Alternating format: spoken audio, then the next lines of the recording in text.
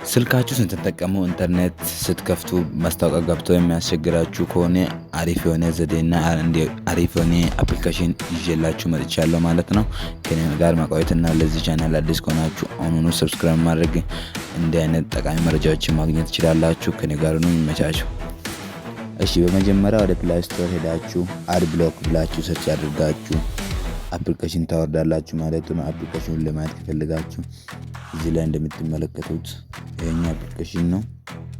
ከዚህ በፊት የማታውቁት ከሆነ አፕሊኬሽኑ ይሄኛው ይመስላል።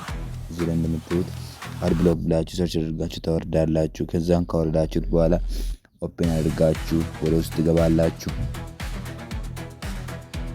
ወደ ውስጥ ካገባላችሁ በኋላ እንዲያመጣላችሁ እናንተ ደግሞ ይሄኛው ምልክት አንድ ጊዜ ትነኩታላችሁ ማለት ነው። እዚህ ላይ የሚያሳያችሁ ምልክት አንድ ጊዜ ትነካላችሁ።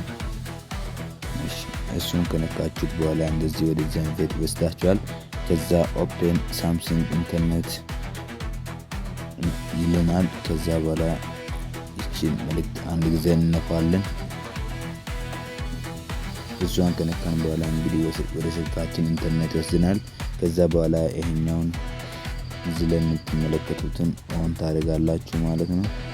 እዚህ ጋር እንደምትመለከቱት ኦን ታደርጋላችሁ፣ ታበራላችሁ። እዚህ ምናምን አበራለሁ።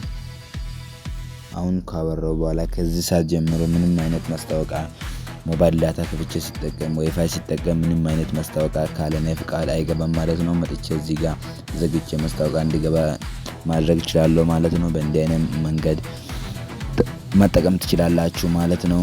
ለዚህ ቻናል አዲስ ከሆናችሁ እንዲህ አይነት ጠቃሚ መረጃዎች የሚመቻችሁ ሰዎች ከሆናችሁ ሰብስክራይብ ማድረግ እኔ ማለት አይጠበቅብኝም። ስለዚህ ሰብስክራይብ ቪዲዮ ለሌላ ሰው ሼር እንዲደረግልኝ ላይክ አድርጉ።